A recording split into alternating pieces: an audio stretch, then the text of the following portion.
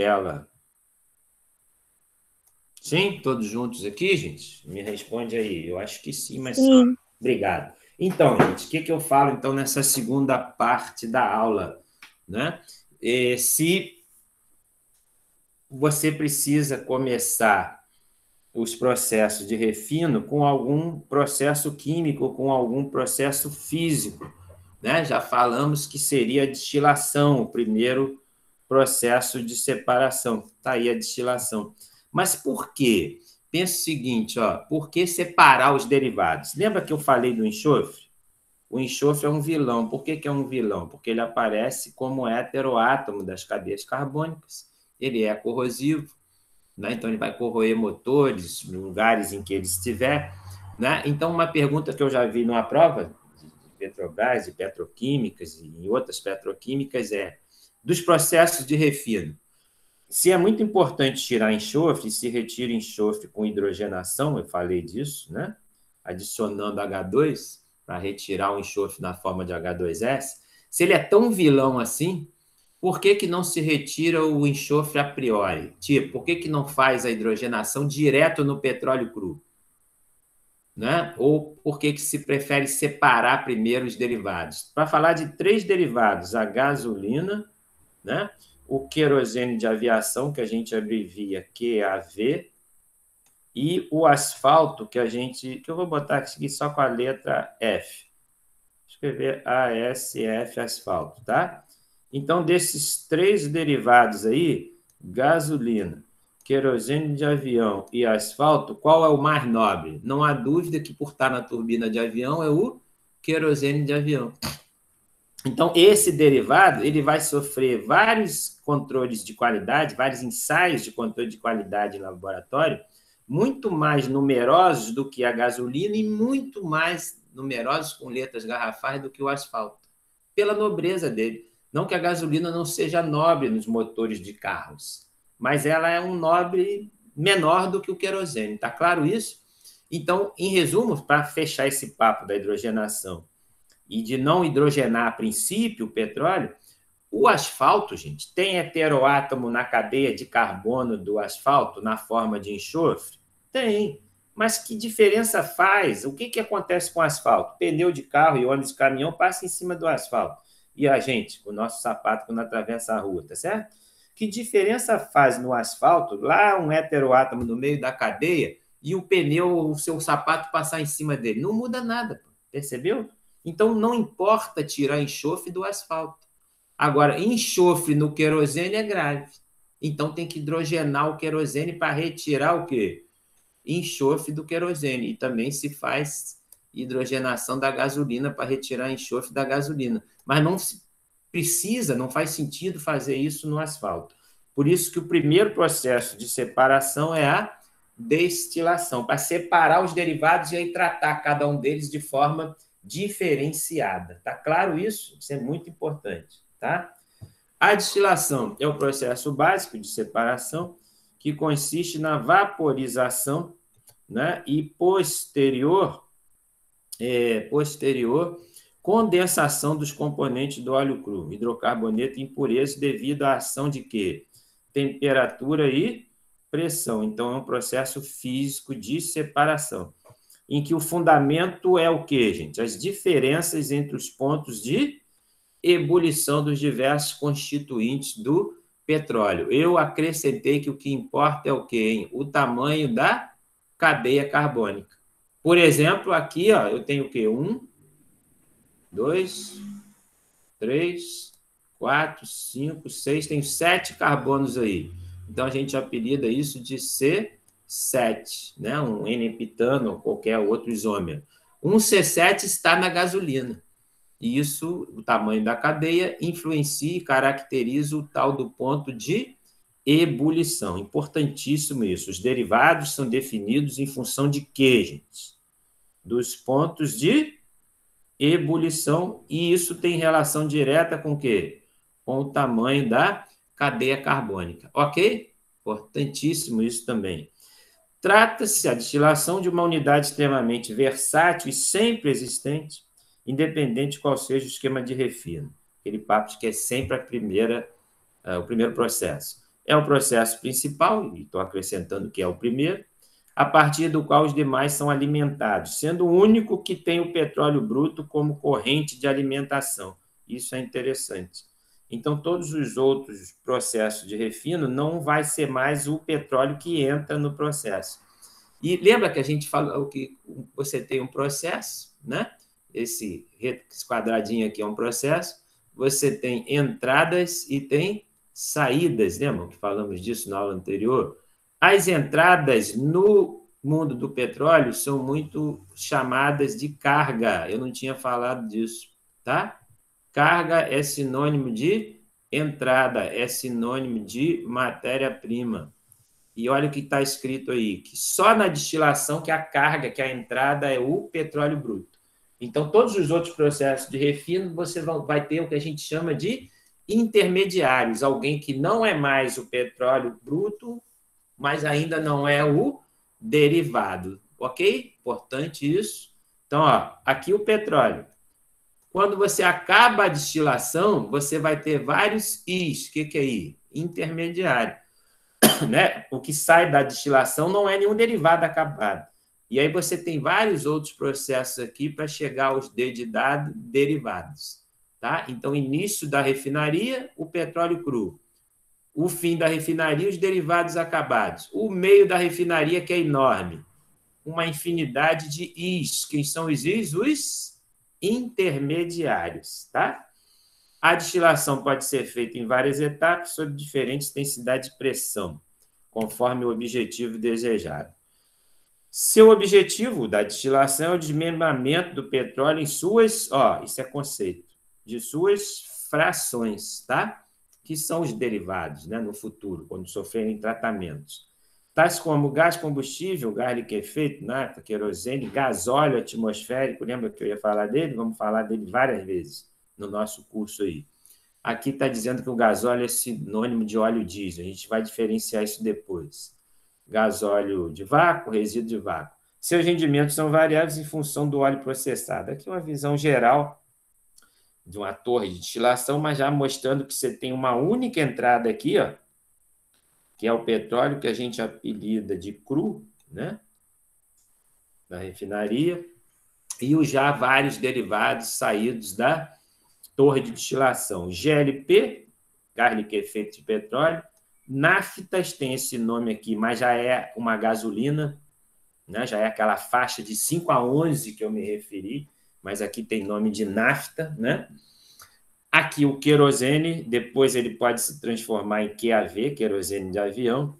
Aqui está escrito, meio esquisito, eu não sei se vocês leem, gasóleos, né? E aqui gasóleos de novo, enfim, um desses gasóleos aí, na verdade, é diesel. A gente vai diferenciar isso. E aqui está meio apagado, eu estou melhorando o RAT. O que é RAT? Importante, é o que sai no fundo da torre de destilação atmosférica, que é o resíduo atmosférico. Tá?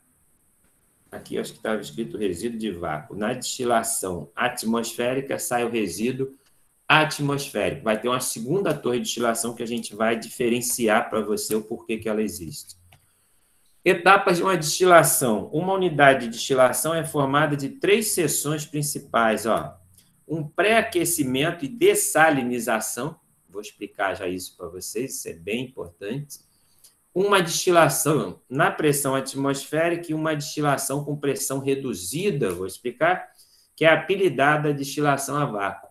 Então, na verdade, a destilação tem 1, 2, 3. Tem essas 3 etapas que a gente didaticamente vai explicar nessa ordem, tá? A unidade de destilação pode conter 1, 2 ou 3 estágios de operação segundo as configurações seguintes. Pode ter uma unidade de estágio com torre de destilação única, isso é raro, né? 2 unidades, 2 estágios com pré-flash. O que é um pré-flash? Gente? É um pré-aquecimento e uma destilação atmosférica. São refinarias pequenas. A maioria delas, né, as refinarias de médio e grande porte, eu estou destacando, possuem esse perfil aqui, que é uma unidade de 3 estágios, com um pré-flash, né, ou seja, um pré-aquecimento, e duas destilações, uma na pressão atmosférica, que recebe esse nome, e outra com pressão reduzida, que é chamada destilação a vácuo. Pergunta, gente, vocês não me perguntaram nada aí. Como estão? Tranquilo aí? Me fala se tem gente acordada aí. Sim? Quem está acordado faz algum barulho aí. Me ouvem bem, gente? Fala para mim aí. Não, não tem um sim, pelo menos. Fala aí, gente. Senão eu vou achar que não. Tranquilo, professor. Tranquilo, obrigado. O cara falou, gastou. Eu pensei que você ia falar só assim, cara. Já ganhou ponto, ó. Usou um trissílabo aí, tranquilo, ó. Tá perdendo a timidez é horrível, ó. A gente não quer falar com o professor no remoto. Eu sou assim também, ó. Pergunta para vocês: por que dessalinizar? Por que retirar sal do petróleo? Você vai falar, mas tem sal no petróleo? Tem tudo no petróleo, né, gente? Hidrocarboneto também. Porque o petróleo não está lá no fundo do mar? O que é um poço de petróleo, em resumo, hein? Usando. Cadê o negocinho? Não sei onde ele foi. Está aqui. Eu não sabia onde é que estava o pontinho. Resumindo, gente, de uma forma bem simples, um poço de petróleo tem três fases, assim, ó. Aqui eu vou botar um G, aqui eu vou botar um P e aqui eu vou botar um A. Sabe o que é isso? O P, perdão, o G em cima é gás natural. O P no meio é petróleo e A embaixo é água. Claro que isso é uma visão didática, não tem uma linha de separação das três fases, mas existem as três fases dentro do poço, por densidade. Né? Claro, e nessa de baixo aqui por densidade e polaridade. Então, a água no poço de petróleo está para baixo. Né? O petróleo está no meio, porque tem densidade intermediária, não mistura com a água. A gente vai falar disso melhor. E em cima o gás. Sempre esses três juntos. Né? O que muda é isso aqui. Ó. Eu posso ter um poço assim, ó, gás. Ó. Isso é um poço. Isso é um tipo de poço. Eu posso ter um outro assim, ó.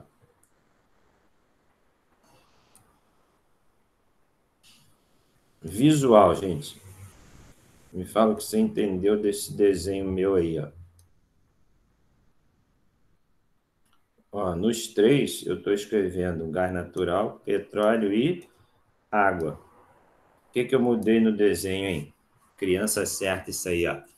Esse poço aqui, ó, a gente disse que é um poço de petróleo. Tem muito petróleo nessas três fases, mas ele também tem gás e tem pouca água. Então, isso aqui é um poço de petróleo. Esse segundo aqui seria um poço de gás natural. Tem muito gás, menos petróleo e pouca água. Esse poço aqui tem hidrocarboneto aqui, ó, mas ele não é economicamente viável, porque ele tem muito mais água. Entenderam isso? Mas sempre gás em cima, petróleo no meio, água embaixo. Quando você inicia a perfuração do poço, né, e a produção dele, jogar o petróleo para cima, leva anos, né, sai água junto. Então, o petróleo ele tem que ter uma separação de água. E ele tem muitos sais, gente. Você vai falar que sais? Os sais, os halogênios, principalmente o cloreto, e principalmente o cloreto de sódio, de cálcio e de magnésio, os cloretos de sódio, cálcio e magnésio. Tem outros ânions também, mas se dosa em laboratório, principalmente o cloreto tem maior quantidade. Os cloretos de sódio, cálcio e magnésio são crescentes nessa ordem. Muito sódio, menos cálcio e pouquinho magnésio, tá? Mas esses sais, gente, principalmente o cloreto de sódio, não podem estar na torre de destilação. E por quê? Porque a torre de destilação não vai separar os derivados. Se tivesse sais na torre de destilação, já vai corroer a torre e vai espalhar a corrosão pela refinaria toda. Tá claro? Então, por que eu estou explicando isso? Mostrando que os sais estão presentes no petróleo, porque ele vem junto com água, né? E mesmo quando se separa a água do petróleo, que antes da. Não falei aqui, não está escrito nessa aula, mas, na verdade, a primeira etapa de uma refinaria é uma decantação. Né? Você tem tanques gigantes em que o petróleo fica meses, eu não estou falando errado, não, são meses no plural, descansando. Quando o petróleo fica descansando, por diferença de densidade, o que acontece? A água fica onde? Fica embaixo, né? E o petróleo fica em cima e você retira ele para os processos que vai sofrer por cima. Então, a água ficou embaixo, ela é retirada. A maioria dos sais sai aqui, mas sempre tem algum sal misturado no petróleo. Aí você vai falar, mas eu não entendi, professor, o sal não estaria na fase aquosa? Em regra, sim, em grande quantidade, sim. Mas existe uma coisa chamada surfactante ou sabão, ou detergente. Algumas substâncias que são adicionadas no poço, né? Quando você tem o poço de petróleo aqui embaixo, né? A reserva de essa tríade, né? Gás, petróleo e água estocada num poço natural aqui, você tem que colocar aqui uma série de instrumentos que vão perfurar o poço e depois permitir o quê? A produção do poço, né? Que saia, que jorre esse petróleo aí. Nessas etapas de perfuração aqui, ó, existem fluidos, que são chamados fluidos de perfuração, que contêm sabões e detergentes na formulação deles, que são os surfactantes. O que é o surfactante? É alguém que vai permitir que a água parcialmente, entre aspas, né, se solubilize, melhor palavra, se emulsione com o petróleo. Então, a água, às vezes, está emulsionada ao óleo, a fase óleo. Então, quando tem água emulsionada, essa etapa de decantação aqui não separa a água totalmente, ou seja, o sal fica emulsionado no petróleo. Está claro isso? A gente falei isso tudo, porque é por isso que se faz o quê? A retirada dos sais, que é a dessalinização. Então, lendo o texto aqui, para ver se eu não esqueci nada, consiste na extração de impurezas através da adição de uma corrente de água de processo, que se mistura com os sais sólidos e água residual contidos no petróleo. A mistura após misturação íntima, né, é levada ao vaso de dessalgação, onde se dá a separação da fase aquosa, contendo sais e sedimentos através da, sublinho isso aqui, coalescência. Eu quero falar para vocês o que seria isso. Através da coalescência e decantação das gotículas de água promovidas pela ação de um campo elétrico, né, de alta voltagem. Está muito rabiscado isso aqui, não está, gente? Deixa eu dar uma apagada aí no ponteiro, ó, pegar uma borracha aqui, ó. Mania de escrever, você pensa que está com o quadro na frente, né? E aí sai rabiscando tudo. No quadro eu juro que eu sou mais organizado, ou tento. Mas então a palavra que está marcada ali, coalescência. Quem sabe o que é isso aí, gente? Coalescência é a ideia de você juntar partículas menores para formar uma partícula maior. No caso, você quer coalescência de quem? Da água. Tá? Da água. Porque, lembra, eu falei que a água estaria emulsionada no petróleo por conta dos surfactantes? Mas é pouca, mas já é grave a nível de corrosão. Então, quando ocorre essa coalescência, você junta várias partes, várias moléculas, não sei se é a nível molecular, né? Não tenho noção para te dizer, mas, enfim, essas pouquinhas águas emulsionadas, elas são unidas e aí, enfim, decantam. Então, unir para decantar é o nome do coalescer. Então, coalescência é essa ideia de unir partículas pequenas para que elas possam, enfim, decantar. Tá? E aí, se falou aí que tem a ação de quê? Para ajudar essa coalescência, tem a ação de um campo elétrico de alta voltagem. Tá? Com o descarte contínuo da salmoura formada, o petróleo dessalinizado é submetido à segunda etapa do pré-aquecimento, que se escreveu antes aí como pré-flash, tá? Antes de ser encaminhado à seção de fracionamento. Esse nome bonito aqui, gente, seção de fracionamento, seria o quê? O início da destilação, enfim. Né? Enfim, depois de retirar o sal, tá? Então, isso aqui é um texto parecido com o anterior, mas eu destaquei porque vi alguma vantagem aqui. Ó. A primeira etapa consiste na dessalgação e dessalinização, processo que promove remoção dos sais dissolvidos, os quais são importantes contribuintes ao que destaca isso, né? Que esses sais são retirados, eu falei, mas estou fazendo destaque, para diminuir a corrosão e a incrustação, que é prima da corrosão, nos equipamentos da refinaria. Então, injeta-se água, já falamos disso, estou repetindo, alguns aditivos, não estava dito anteriormente, na corrente de petróleo, submetendo, isso aqui a gente falou, elevado o campo elétrico que ajuda a, aqui botou o verbo, coalescer as gotas de água, né? Juntar as gotas de água sob a ação do campo elétrico, acelerando e facilitando o quê? A separação de fases, no caso, a decantação que se deseja. Ou seja, isso tudo para dessalgar o petróleo, ok?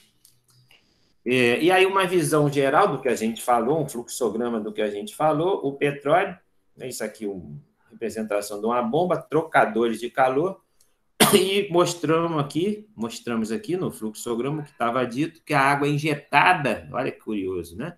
No petróleo. E aqui dentro da dessalgadora você tem o campo elétrico grande, está representado o campo elétrico por esse desenho aqui, né? Uma bateria, uma voltagem elevada. As partículas vão coalescer e aí a água sai com as impurezas aquosas todas, no caso os sais, né? E o petróleo, enfim, né? Dessalgado, ou seja, apenas com a parte oleosa, tá? Ele vai para onde? Para iniciar a destilação. Tá? Então, aqui numa visão mais geral, o que estávamos falando até agora? Estávamos falando da dessalinização. Retirar do sal, tem um ensaio chamado teor de sais em petróleo no laboratório. O técnico em petróleo e gás, o técnico em química, pode ser você, o técnico em plástico, você tem essa atribuição, a gente fala disso depois, tire essa dúvida comigo. Você pode trabalhar numa refinaria, né? O controle de qualidade do petróleo faz o ensaio de sais e, a partir de um valor máximo ou zerado, né, ele autoriza iniciar o pré-flash. O que seria o pré-flash? Um primeiro aquecimento, isso aqui vai uns 100 graus, mais ou menos. Estabiliza a temperatura e entra, né, entra num forno aqui, o início seria aqui, eu fui olhar lá para cima. O início seria a destilação atmosférica. Esse pré-flash já permite separar, seguindo aqui em cima, o GLP, né, e uma nafta leve, que vai estar escrito entre parênteses para petroquímica. Né? Esse retífico que a gente fala à frente aí seria a ideia de enquadrar esses derivados e retirar alguma fração leve que esteja em cada um deles. Né? Então, eu só estou destacando nessa imagem aí, o que está faltando eu marcar em vermelho, eu gosto de fazer o destaque em vermelho, que depois da destilação atmosférica, existirá a destilação a vácuo. Seção de destilação atmosférica. Parte dos produtos do topo condensados podem retornar à torre como corrente de refluxo, com o objetivo de controlar a temperatura de saída de vapor, né, e gerar refluxo interno nos pratos. Isso aqui está falando dentro da torre de destilação, vou mostrar os pratos para vocês à frente. Pode haver ainda o refluxo de produto lateral, com o objetivo de retirar calor da torre. É uma regulação de temperatura dentro da torre, sem interferência direta do fracionamento. Nas frações intermediárias laterais, pode haver componentes mais leves retidos, que baixam o ponto inicial de ebulição e fulgor dos respectivos cortes. Sua eliminação é, portanto, necessária e ocorre em pequenas colunas conhecidas como retificadores laterais, esse nome em inglês, stripers aqui, ó, em que se adiciona, se injeta vapor d'água para retificar o produto. As correntes de vapor d'água são retiradas pelo topo juntamente com hidrocarbonetos leves. Muita coisa falada aí, em minhas palavras, essa fala toda aí, gente. Esse retífico aqui, ó, ou stripers, é o que ele falou lá, que é feito para retirar leves. Não sei se você lembra do que estava escrito isso aqui, ó. Aqui, pode haver componentes mais leves, ó. Isso aqui eu não sublinhei.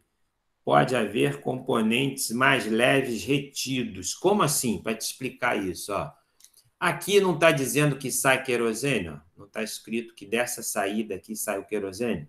Lembra que eu falei que cada derivado tem uma faixa? O querosene é uma mistura de isômeros entre C13 e C15, é uma mistura bem estreita de isômeros.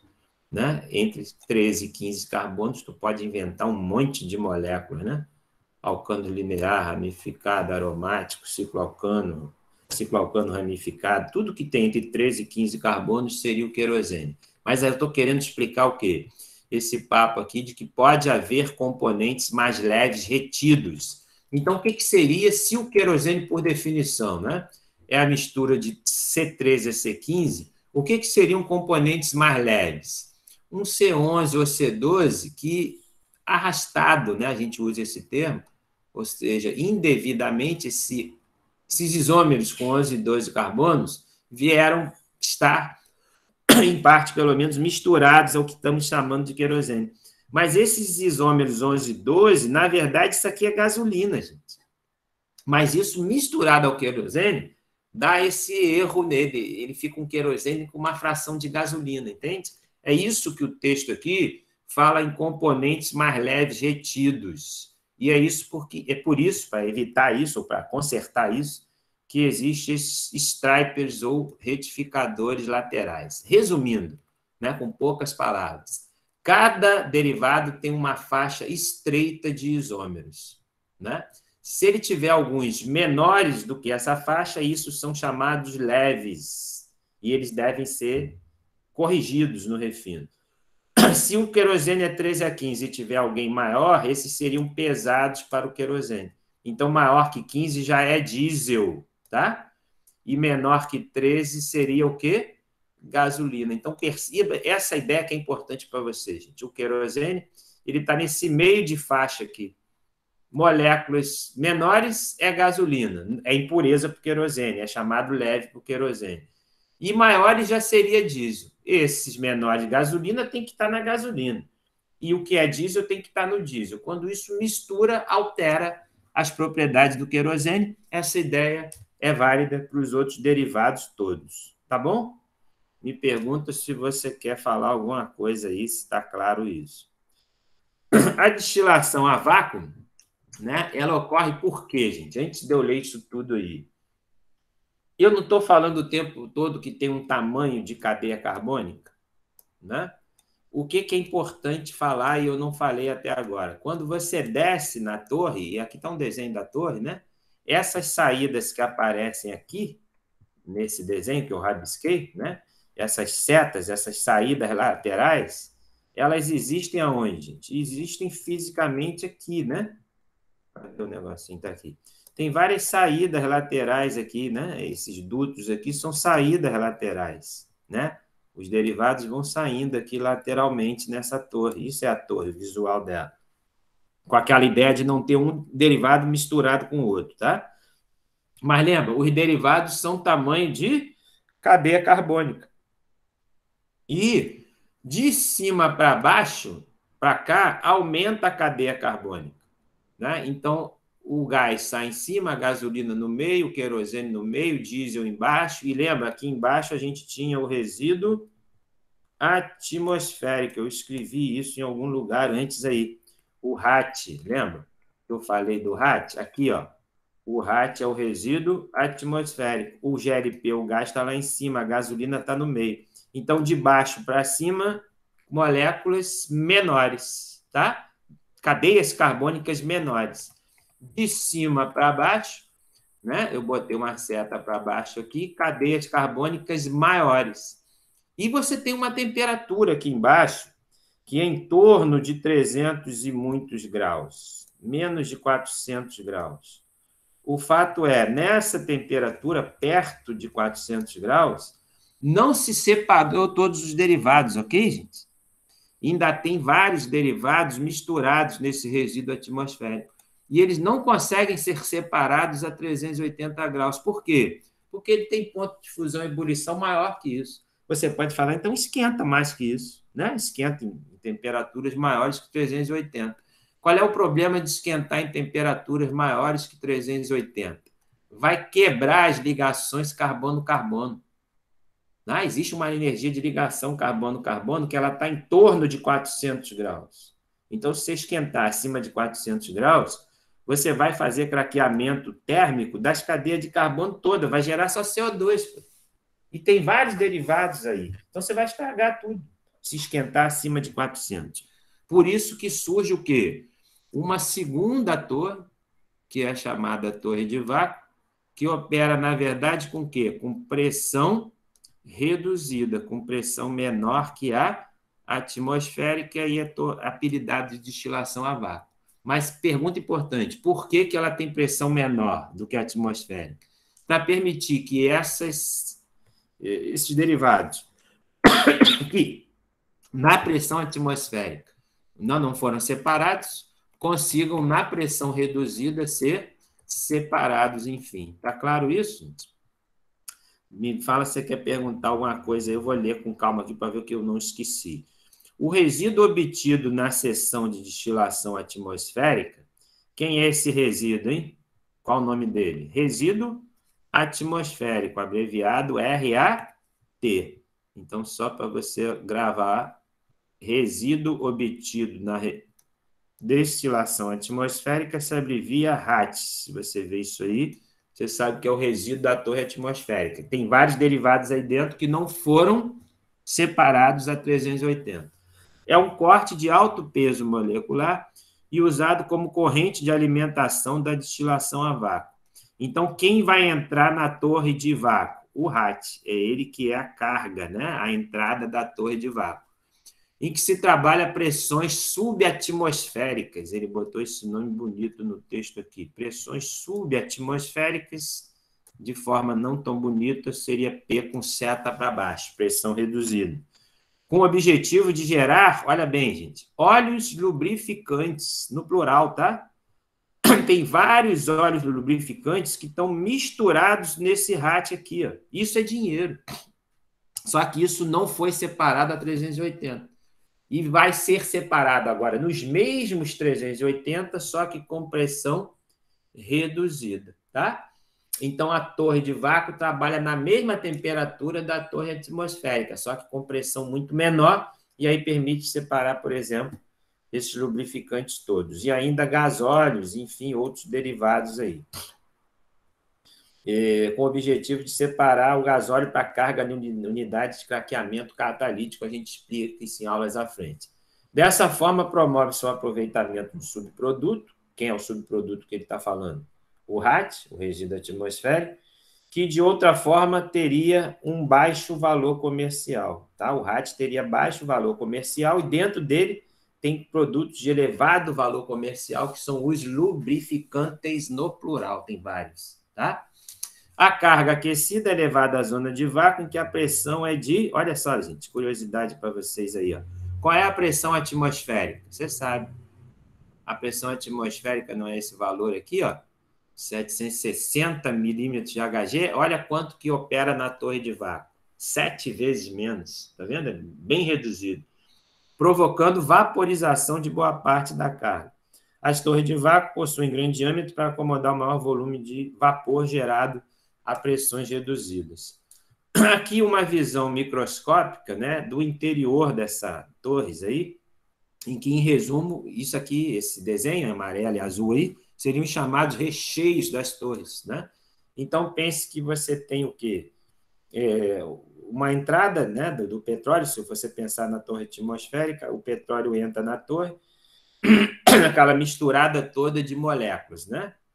E aí, para cima é mais frio, para baixo é mais quente. A maior temperatura está onde?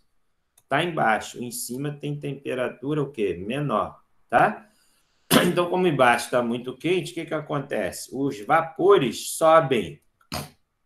Os vapores, os aquecidos, vão subindo. Então, se você tem um vapor aqui que eu estou desenhando em vermelho, uma molécula aqui, ó, ela sobe, aqui tem uma passagem, tá vendo? O vapor passa aqui e vem para cá.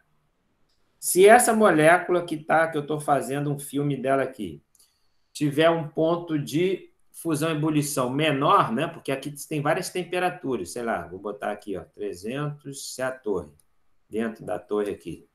Vai diminuindo para cima. Aqui tem 200 graus, tá? Aqui já está na faixa de 100 graus. Lá embaixo está perto de 400. Então, eu escrevi 400, 300, 200, 100. Aqui está 50 graus. Em cima, lá em cima da torre, está a temperatura ambiente, tá? Então, é isso, vai diminuindo a temperatura. Se eu pegar, por exemplo, uma molécula que tenha ponto de ebulição 60 graus.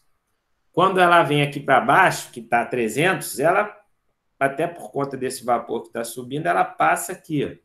E o vapor passa aqui também. Estou fazendo desenho de uma molécula que tem ponto de ebulição 60 graus. Vamos supor que nesse desenho amarelo, por aqui assim está os 50 graus. Então, nesse desenho amarelo aqui, está na faixa de 50 graus. Estou inventando um exemplo. Eu estou fazendo o passeio da molécula que tem ponto de ebulição o quê? 60. Se ela seguir embalada aqui e passar para cima aqui, ó, aqui para cima não está menos que 50? Ela não tem ponto de ebulição 60? Ela não passou por uma região em que ela vai liquefazer, percebeu? Ela vai deixar de ser vapor, vai voltar a ser líquido, né? E vai fazer o quê? Como ela chegou no lugar que está a 30 graus, o ponto de ebulição dela é 60, ela voltou a ser líquido. Como ela voltou a ser líquido, ela passa aqui e volta, né? Então, você tem vapores subindo e líquido descendo. Você tem esse... Perdão, o líquido volta por aqui, ó. Eu não segui o desenho. O líquido, ele desce aqui. Ele desce para o prato inferior. Se aqui ele estiver numa temperatura abaixo do ponto de ebulição, ele vai descendo para baixo, reduzindo. Você tem líquido descendo e vapor subindo. Essa troca, né, de vapor ascendente e líquido descendente, o projeto da torre, desse recheio, desse desenho azul e amarelo, ele deseja maximizar esses vapores subindo, vapores ascendentes e líquido condensado descendente. Se isso estiver maximizado, isso garante a plena separação dos derivados. A eficiência dessa ideia de vapor ascendente e líquido descendente evita aquela ideia, esse rabisco que eu fiz aqui do querosene estar contaminado com gasolina ou com diesel. Ou seja, esse desenho final, né, deve ser priorizado no projeto da torre de destilação. O que é priorizado? Uma estrutura interna, esse desenho azul e amarelo aqui, chamada recheio, que gere o quê, gente? O máximo de troca de vapor subindo e de líquido descendo, tá? A gente chama isso com o nome bonito de vapor ascendente e condensado descendente. Condensado é o líquido que sofreu condensação e voltou. Perguntas, né, e observações aí. Eu vou travar o filme, a aula, e abrir para a pergunta de vocês, tá? Vejam se realmente querem me falar alguma coisa. Eu vou interromper a gravação.